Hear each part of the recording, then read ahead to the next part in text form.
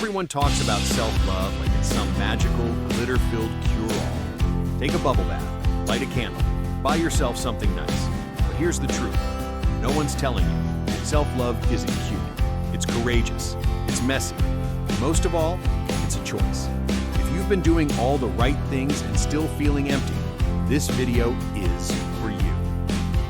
Welcome to Positivity Perks, your daily reminder that positivity is a practice, not a personality trait. They told him to walk it off, man up, and reminded him that real men don't cry. But in 2025, maybe the bravest thing a man can do is love himself. Not in the cliché, commercialized spa day kind of way, but in the way that keeps him grounded, healthy, present, and fully alive. Real self-love isn't weakness.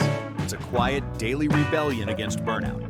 And it's something every man deserves to fight for. Self-love once sounded like a punchline to a soap commercial.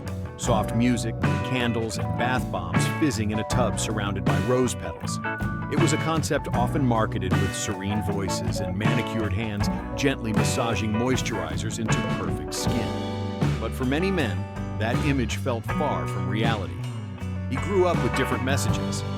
Rub some dirt on it. Suck it up. Keep it moving. That was the standard operating manual. The closest thing to self-care might have been watching his dad sit quietly on the porch after mowing the lawn, peeling open a bag of peanuts and staring at the horizon. That was it. No deep talks, no emotional check-ins, just silence. And maybe that was him processing his stress in the only way he knew how. But over time, life has a way of catching up. Juggling marriage, raising kids, building a career, maintaining a home, trying to outrun the creeping dad bod, and occasionally facing an existential crisis at 3 a.m. It all piles up. Eventually, it's not just physical exhaustion, it's emotional depletion. Not just being tired, but being drained. Somewhere in the chaos, many men are beginning to realize something important. They've been running on empty for too long. They've prioritized everyone else and ignored the one person they should have cared for all along, themselves. And here's the truth that hits hard. Love isn't just something you feel, it's something you do. And self-love, that's the most powerful action a man can take. Ask almost any man how he's doing, and the answer rolls off the tongue without hesitation. I'm fine. But behind those words is often a screaming inner monologue. One that feels 2 emails away from quitting everything and disappearing into the woods with a pet raccoon named Gary. This isn't just a joke. It's a reflection of a mindset too many men carry.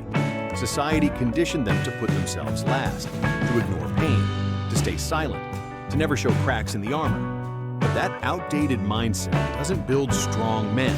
It breaks them down from the inside out. Self-love isn't self-indulgence. It's self-preservation. It's like rotating the tires before they fall off on the freeway, or putting on your own oxygen mask before helping others. It's not extra, it's essential. And it doesn't look like whispering affirmations in the mirror or hugging a vision board. For a modern man, self-love starts with something far more grounded, setting boundaries, learning to say no, not replying to every message immediately, not feeling guilty for turning down an obligation, and most importantly, knowing when to rest. It looks like going to the gym, not for the six-pack, but to have the energy to chase the kids around without collapsing. It's choosing water over the 3rd cup of coffee, not because he's perfect, but because he wants to feel human by dinner time. It's shutting down the laptop at 6 p.m., even when there's more work waiting. It's choosing to sit in silence for 10 minutes in the garage before re-entering the noise of family life. Sometimes it's even therapy, or journaling, or walking the dog for an extra block just to get 5 more minutes of headspace. For years, many men have lived with a lie. If they take care of themselves, they're being selfish. That lie has robbed countless husbands, fathers, and entrepreneurs of peace, energy, and clarity. Here's the truth. No one can pour from an empty cup. Giving to a partner, to kids, to a career, or to a dream requires fuel. Trying to do it all while running on fumes isn't noble. It's unsustainable. Real strength isn't measured by how much a man can endure silently. It's measured by how well he maintains the foundation he stands on. One unexpected source of inspiration in this shift toward male self-love came from Simone Biles. When she stepped away from Olympic competition to protect her mental health, the world was shocked. But what many saw as weakness was actually a masterclass in boundaries, courage, and self-worth. She wasn't quitting. She was choosing to protect what mattered most, herself. That decision sent a message far beyond gymnastics. It challenged every man who's ever pushed through burnout just to keep up appearances. It begged the question, would most men have the guts to step back when the world expected them to keep performing? And for many, the answer was no. That's changing, slowly but surely, one choice at a time. Especially for husbands and fathers, there's an added layer of pressure. There's an internal script that says, as long as everyone else is okay, I'm okay. But the truth is, when men ignore their own emotional health, it eventually shows up in arguments, in blood pressure, in detachment, or in overreactions to minor things. Eventually, unresolved stress spills over. Being a loving husband and a present father doesn't mean pushing through silently. It means being emotionally available. It means breaking generational habits of suppression. It means modeling what emotional strength actually looks like, so the next generation doesn't inherit the same unspoken burdens. When a man chooses self-love, he isn't just helping himself, he's setting an example. For his daughter, he's showing her what a respectful partner looks like.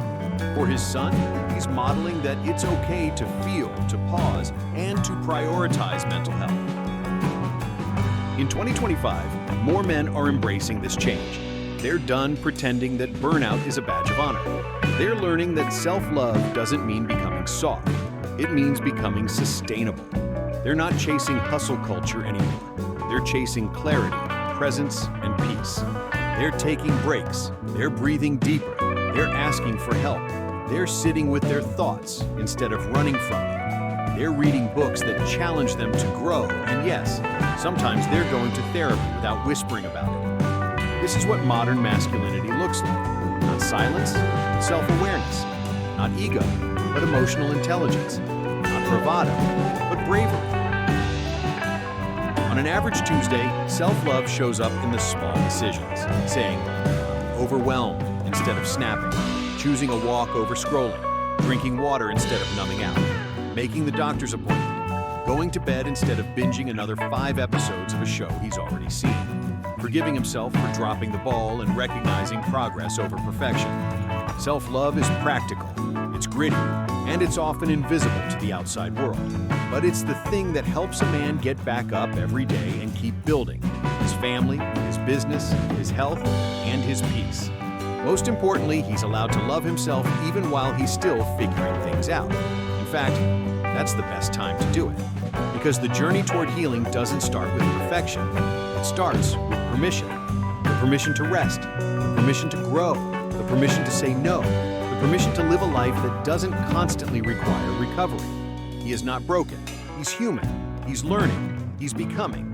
And every time he chooses to treat himself with respect, care, and compassion, he takes one step further away from burnout, shame, and silence, and one step closer to peace, joy, and strength. So here's the challenge. Man to man, father to father, entrepreneur to entrepreneur, human to human. Do one thing today that's for you, not because you earned it, not because you crossed 10 things off your to-do list, but because you exist.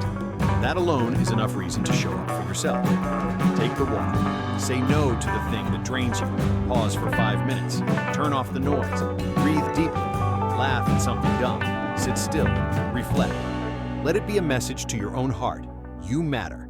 You are not an afterthought. Because love, the kind that sustains, heals, and empowers, isn't just a word. It's a verb. And that verb starts with you. If this message speaks to you or reminds you of someone in your life who needs to hear it, make sure to like this video, subscribe to Positivity Perks, and share it with someone who's learning how to show up for themselves again.